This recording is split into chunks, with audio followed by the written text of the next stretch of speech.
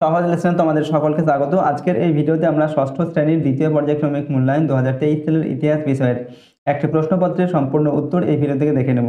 তো চলো আজকের এই ভিডিওতে আমরা ক্লাস 6 এর সেকেন্ড ইউনিট টেস্ট 2023 হিস্ট্রি সাবজেক্টের এই প্রশ্নপত্রের উত্তরগুলো দেখে নিই।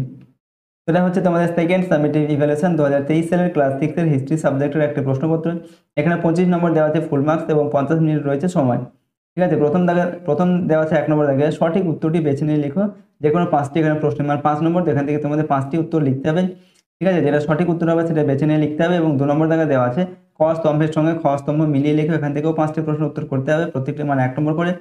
3 নম্বর দাগে দেওয়া আছে নিচের প্রশ্নগুলির 2-3টি বাক্যে উত্তর দাও, যে কোনো 2টি। এখানে 3টি প্রশ্ন দেওয়া আছে, যে কোনো 2টি লিখতে হবে, প্রশ্নের মান 2 নম্বর করে। এবং 4 নম্বর দাগে দেওয়া আছে নিচের প্রশ্নগুলির 4-5টি বাক্যে উত্তর দাও, যে কোনো 2টি। এখানে 3টি প্রশ্ন দেওয়া আছে, যে কোনো 2টি করতে হবে, প্রশ্নের মান 3 নম্বর করে। আর 5 নম্বর দাগে দেওয়া আছে এখানে নিচের যে কোনো একটি প্রশ্নের উত্তর লিখতে হবে 8-10টি বাক্যে। এখানে 2টি প্রশ্ন দেওয়া আছে, প্রশ্নের মান হচ্ছে 5 নম্বর। ঠিক আছে, যে কোনো একটি প্রশ্নের উত্তর এখান থেকে করতে হবে। তো প্রশ্নগুলি তোমরা দেখে নাও। এরপর আমরা এই প্রশ্নের উত্তরগুলো কি হবে সেগুলো পরপর দেখবো। ঠিক আছে, তো এই প্রশ্নের উত্তরগুলি দেখার আগে তোমরা অবশ্যই আমাদের চ্যানেলটিকে সাবস্ক্রাইব করে রাখবে, ওকে, এবং এই ভিডিওটিতে একটি লাইক করবে। তো প্রথমে দেখো আমাদের কি দেওয়া রয়েছে, এখানে সঠিক উত্তর বেছে নিয়ে লিখতে হবে। ঠিক আছে, তো কয়েক জায়গায় দেওয়া আছে সংহিতা কথার অর্থ হলো চাহিদা করা, সংকলন করা, বিস্তার করা না সংহার করা। তো সঠিক উত্তর হচ্ছে সংকলন করা। এরপর হচ্ছে ক্ষয়ের দাগে 10 রাজার যুদ্ধে কোন রাজা জয়লাভ করেন? সুদাস, পুষ্পক, ভরত না ভীম? তো সুদাস, ওকে, 10 রাজার যুদ্ধে জয়লাভ করেন। গয়ের দাগে হচ্ছে পার্শ্বনাথ ছিলেন মগধের রাজা, বৌদ্ধ সন্ন্যাসী, জৈন জৈন তীর্থঙ্কর না বজ্জিতের রাজা? তো পার্শ্বনাথ ছিলেন জৈন তীর্থঙ্কর। এরপর হচ্ছে ঘয়ের দাগে মেগালিথ বলা হয় পাথরের গাড়ি, পাথরের বাড়ি, পাথরের সমাধি, পাথরের খেলনাকে? তো মেগালিথ হচ্ছে পাথরের সমাধি। এরপর হচ্ছে ওমর দাগে দ্বিতীয় বৌদ্ধ সঙ্গীতি বৈশালী, পাটলিপুত্র, কাশ্মীর না রাজগৃহে অনুষ্ঠিত হয়? তো দ্বিতীয় বৌদ্ধ সঙ্গীতি হয় কোথায়? বৈশালীতে। নেক্সট চয়ের দাগে চন্দ্রগুপ্ত মৌর্য কাকে পরাজিত করে সিংহাসনে বসেন? আলেকজান্ডার, বিম্বিসার, কালাসুধ না ধননন্দ? তো চন্দ্রগুপ্ত ধননন্দকে পরাজিত করে সিংহাসনে বসেন। এবার হচ্ছে 2 নম্বর দাগে ক স্তম্ভের সঙ্গে খ স্তম্ভ মিলিয়ে লেখো, যে কোনো 5টি। এখানে ক স্তম্ভে দেওয়া আছে আলেকজান্ডার, আইহোল প্রশস্তি, বেদের অপর নাম, পঞ্চ মহাব্রত, চন্দ্রগুপ্ত মৌর্য আর হচ্ছে সম্রাট। খ স্তম্ভে দেওয়া আছে মগধ, ম্যাসিডন, রবিকীর্তি, সাম্রাজ্য, শ্রুতি, মহাবীর। তো এগুলোকে যদি আমরা মিলিয়ে লিখি কি হবে? আলেকজান্ডারের সঙ্গে কি মিলবে? ম্যাসিডন, আলেকজান্ডার ম্যাসিডনের রাজা ছিলেন, তো কয়ের সঙ্গে অপশন 2টা এখানে মিলবে। এরপর ক্ষয়ের দাগে দেওয়া আছে কি আইহোল প্রশস্তি, এটা হচ্ছে রবিকীর্তির সঙ্গে মিলবে অপশন 3-এর সঙ্গে। ঠিক আছে, আইহোল প্রশস্তি রবিকীর্তি রচনা করেন। গয়ের দাগে হচ্ছে বেদের অপর নাম শ্রুতি, অপশন 5-এর সঙ্গে মিলবে। ঘয়ের দাগে পঞ্চ মহাব্রত, এটা মহাবীর, ওকে, মহাবীরের এটা বলেছিলেন। ঠিক আছে, পঞ্চ মহাব্রত সম্পর্কে, তো অপশন 6-এর সঙ্গে এটা মিলবে।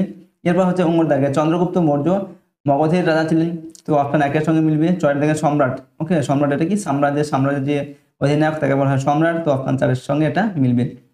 পরের প্রশ্ন দেখে নেব 3 নম্বর দাগে নিচের প্রশ্নগুলির 2-3টি বাক্য উত্তর দাও, যে কোনো 2টি প্রশ্ন উত্তর লিখতে হবে, প্রশ্নের মান হচ্ছে 2 নম্বর করে। কয় দেওয়া আছে সমস্ত বৈদিক সাহিত্যকে কয়টি ভাগে ভাগ করা হয়েছে কি কি? তো সমস্ত বৈদিক সাহিত্যকে 4টি ভাগে ভাগ করা হয়েছে, যথা সংহিতা, ব্রাহ্মণ, আরণ্যক ও উপনিষদ।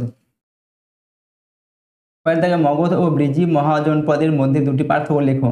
তো এটা হচ্ছে মগধ, এটা হচ্ছে ব্রিজি। তো আমরা পার্থক্য লিখছি। 1 নম্বর পার্থক্য কি না, মগধ একটি রাজতান্ত্রিক মহাজনপদ আর ব্রিজি হচ্ছে একটি অরাজতান্ত্রিক মহাজনপদ। 2 নম্বর হচ্ছে একজন রাজার অধীনে থাকার কারণে এখানে শাসন ব্যবস্থা ও পরিবেশ খুবই শান্ত ও মনোরম ছিল। ঠিক আছে, মগধের ক্ষেত্রে। আর ব্রিজির ক্ষেত্রে কি হয় না, ব্রিজিতে কয়েকটি উপজাতির হাতে শাসন ক্ষমতা ভাগ করা ছিল। ঠিক আছে, এই হচ্ছে মগধ আর ব্রিজি, এই মহাজন পদ্ধতির মধ্যে পার্থক্য লিখলাম আমরা 2টি। পরের প্রশ্ন হচ্ছে গয়ের দাগে মৌর্য শাসন ব্যবস্থার পরিচয় দাও। তোমরা লিখবো বিশাল সাম্রাজ্য টিকিয়ে রাখার জন্য মৌর্যদের সেনাবাহিনীর দরকার ছিল, তবে মৌর্য বাহিনীতে চূড়ান্ত ক্ষমতার অধিকারী ছিলেন সম্রাট নিজে। এই সেনাবাহিনী গঠিত হয়েছিল ঘোড়া, রথ, হাতি, ওকে, নৌকা এবং পদাতিকদের নিয়ে। এরপর 4 নম্বর দেখেন নিচের প্রশ্নগুলির 4-5টি বাক্যে উত্তর দাও, যে কোনো 2টি লিখতে হবে, প্রশ্নের মান 3 নম্বর করে। প্রথমে কয় দেওয়া আছে টিকা লেখো অর্থশাস্ত্র। তোমরা লিখবো প্রাচীন ভারতের শাসন পরিচালনার বিষয়ে লেখা অন্যতম একটি বই হলো কৌটিল্যের অর্থশাস্ত্র। ঠিক আছে, অর্থশাস্ত্র কার লেখায়? কৌটিল্যের লেখায়। বইয়ের নাম অনুযায়ী বইটিতে শুধুমাত্র টাকা কড়ির বিষয়ে লেখা নেই, কোনো রাজ্যের শাসন ব্যবস্থা কেমন হওয়া উচিত তার সামগ্রিক আলোচনা রয়েছে। অর্থশাস্ত্রের মতে রাষ্ট্রীয় শাসন কার্যে প্রধান হলেন রাজা, এখানে তার কথাই শেষ কথা। কে এছাড়া বইটিতে রাজকাজের সমস্ত বিষয়ের খুঁটিনাটি আলোচনা এবং একজন শাসকের কি করা উচিত তা বিস্তারিতভাবে বলা হয়েছে। তো এর পরের প্রশ্ন হচ্ছে ক্ষয়ের দাগে, টিকা লেখো 10 রাজার যুদ্ধ। তোমরা লিখছি এখানে যুদ্ধের কথা ঋগ্বেদে অনেক আছে, তার মধ্যে বিখ্যাত হলো 10 রাজার যুদ্ধ। ভরত গোষ্ঠীর রাজা ছিলেন সুদাস, তার সঙ্গে অন্যান্য 10টি গোষ্ঠীর রাজাদের যুদ্ধ হয়েছিল। সুদাস 10 রাজার জোটকে হারিয়ে দিয়েছিলেন। এর ফলে ভরত গোষ্ঠীর রাজনৈতিক ক্ষমতা বেড়েছিল। নদীর ওপর একটি বাঁধ ভেঙে দিয়েছিলেন সুদাস, হয়তো নদীর জলের উপর অধিকার বজায় রাখার জন্য এমনটা করা হয়েছিল। এই যুদ্ধের সঙ্গে পরবর্তীকালে মহাভারতের কুরুক্ষেত্র যুদ্ধের কিছুটা মিল রয়েছে। ঠিক আছে, তো নেক্সট হচ্ছে আমাদের একটা প্রশ্ন দেওয়া আছে গয়ের দাগে, মৌর্য সম্রাটরা কিভাবে রাজ্য চালাতেন। ঠিক আছে, এই প্রশ্নের উত্তরটা তোমরা দেখে নেবে। এখান থেকে যে কোনো দুটি প্রশ্নের উত্তর করতে বলা হয়েছিল, আমরা ক এবং খ এই প্রশ্নের উত্তর দুটি এখানে লিখলাম। পরের প্রশ্ন হচ্ছে 5 নম্বর দাগে, নিচের যে কোনো একটি প্রশ্নের 8-10টি বাক্যে উত্তর লেখো। ঠিক আছে, প্রশ্নে আমার 5 নম্বর দেওয়া আছে। কয়ের দাগে দেওয়া আছে খ্রিস্টপূর্ব 6ষ্ঠ শতকের নব্য ধর্ম আন্দোলন সম্বন্ধে যা জানো লেখো। আমরা লিখছি নব্য ধর্ম আন্দোলন গড়ে ওঠার কারণসমূহ। 1 নম্বর কারণ হচ্ছে ধর্মীয় কারণ। ঠিক আছে,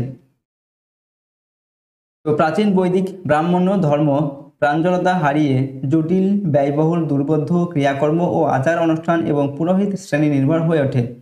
পুরোহিত শ্রেণীর প্রতিপত্তি ও ক্রমবর্ধমান চাহিদা ধর্মকে জটিল করে তোলে। নম্বর হচ্ছে সামাজিক কারণ। সমাজে ব্রাহ্মণদের স্থান ছিল সর্বোচ্চ, তারা সমাজের সমস্ত রকম সুযোগ সুবিধা গ্রহণ করলেও কোনো প্রকার কর প্রদান করতেন না। ক্ষত্রিয়দের হাতে অর্থ থাকলেও সামাজিক মর্যাদা ছিল না। ক্ষত্রিয়রা এই সামাজিক মর্যাদা আদায়ের জন্য নব্য ধর্ম আন্দোলনকে স্বাগত জানায়। 3 নম্বর কারণ হচ্ছে অর্থনৈতিক কারণ। খ্রিস্টপূর্ব 6ষ্ঠ শতকে পূর্ব ভারতে অর্থনৈতিক রূপান্তর ঘটে। এর মূলে ছিল লোহা দিয়ে তৈরি কৃষি সরঞ্জাম ও গো সম্পদ। এ সময় বৈদিক ব্রাহ্মণ্য ধর্মে পশু বলি দেওয়ার জন্য গরু ছিল অন্যতম উপাদান। এই কারণে স্বভাবতই গো সম্পদ অভাবনীয়ভাবে হ্রাস পেলে কৃষিকাজ ব্যাহত ও অর্থনীতি ক্ষতিগ্রস্ত হয়। সম্পদ এক শ্রেণীর হাতে কুক্ষিগত হয়। সাধারণ মানুষের অবস্থা অপরিবর্তিত থাকে। বৈশ্যরা তাদের মর্যাদা বৃদ্ধির জন্য ব্রাহ্মণ ধর্মের বিরোধিতা করে নব্য ধর্ম জৈন ও বৌদ্ধ ধর্মকে সমর্থন করে নতুন ধর্মমতের উত্থানে সহায়তা করে।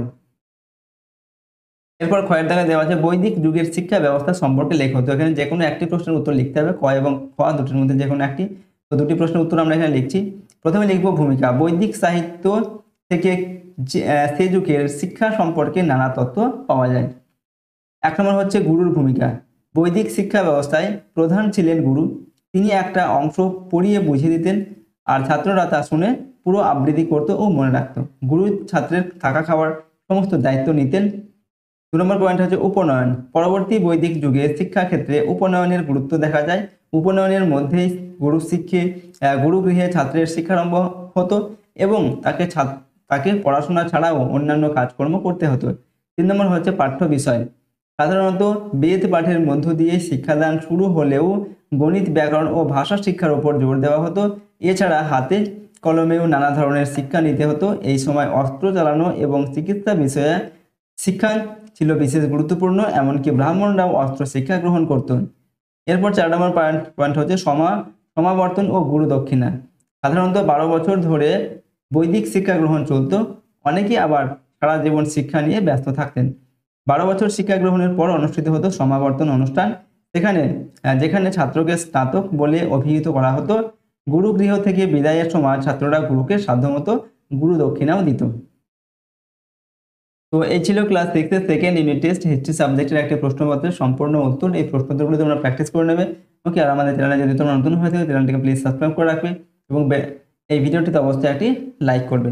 তো আজকে আমরা এই ভিডিওটিকে এখানে শেষ করছি। সম্পূর্ণ ভিডিওটি দেখার জন্য অসংখ্য ধন্যবাদ।